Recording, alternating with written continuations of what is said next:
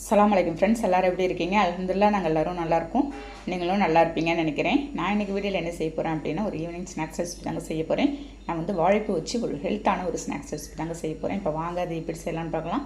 வீடியோக்குள்ளே பொறுத்தவொடனே அப்படியே நம்ம சேனல் மும்தாஜ் கிச்சனை சப்ஸ்கிரைப் பண்ணிவிட்டு அப்படியே பக்கத்துக்கு பெல் ஐக்கானே கிளிக் பண்ணிவிடுங்க. அப்போ தான் நான் போடுற வீடியோ உங்களுக்கு உடனே வருங்க.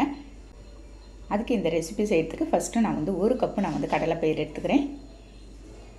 ஒரு பவுலில் போட்டு நான் வந்து ஒரு 2-3 தண்ணி ஊற்றி நல்லா கல்லுகள் இல்லாத எல்லாத்தையும் நல்லா க்ளீன் பண்ணி எடுத்துகிட்டு வந்துட்டு தண்ணி ஊற்றி நான் வந்து ஒரு மணி நேரம் ஊற வச்சுட்டு போகிறேங்க. அப்படியே இது நல்லா 1 மணி நேரம் ஊறட்டும்.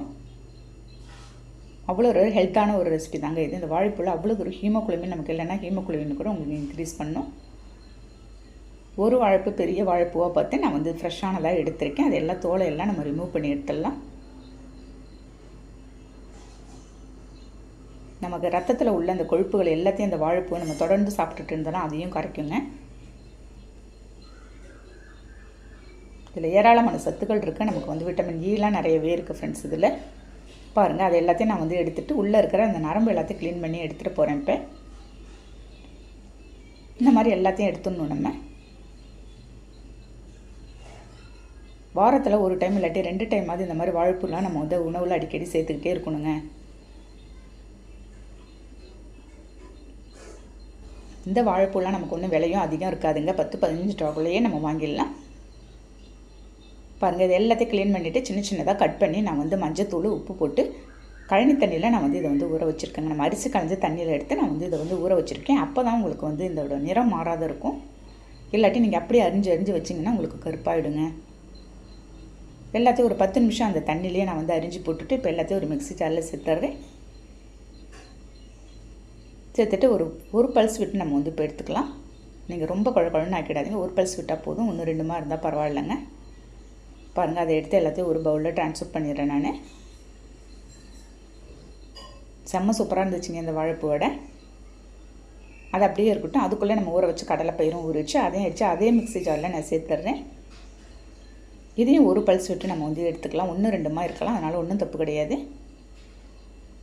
பாருங்கள், அதையும் அரைச்சி எடுத்துகிட்டு வந்துட்டு இதையும் அதே வாழைப்பூவில் நம்ம வந்து ஆட் பண்ணிட்டு போகிறேன். நான் இப்போ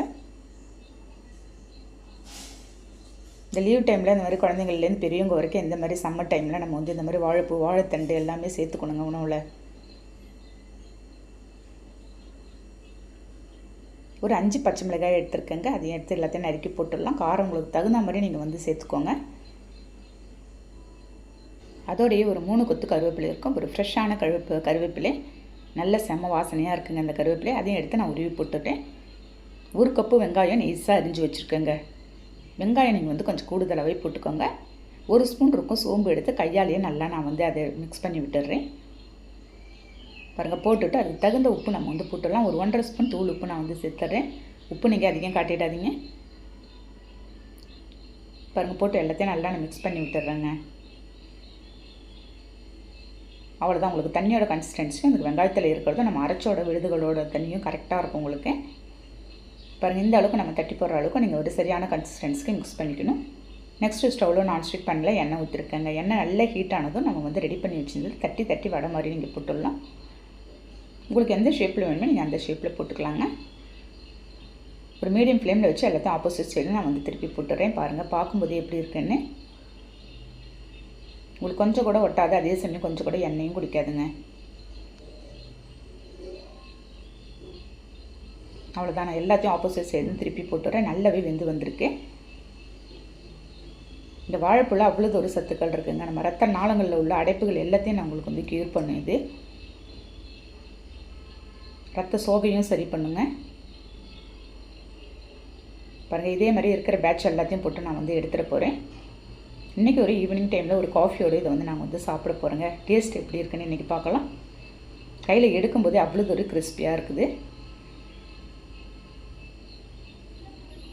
சான்ஸே இல்லை ஃப்ரெண்ட்ஸ், அவ்வளோ ஒரு சூப்பராக இருக்குது. ஓகே, இந்த ஹெல்த்தான ரெசிபி நீங்களும் ட்ரை பண்ணி பார்த்துட்டு எனக்கு கண்டிப்பாக கமெண்ட் பண்ணுங்கள். இந்த வீடியோ பிடிச்சிருந்தால் லைக் பண்ணிவிட்டு ஷேர் பண்ணுங்கள். மறக்காமல் சப்ஸ்கிரைப் பண்ணிடுங்க. நெக்ஸ்ட் வீடியோவில் பார்க்கலாம்.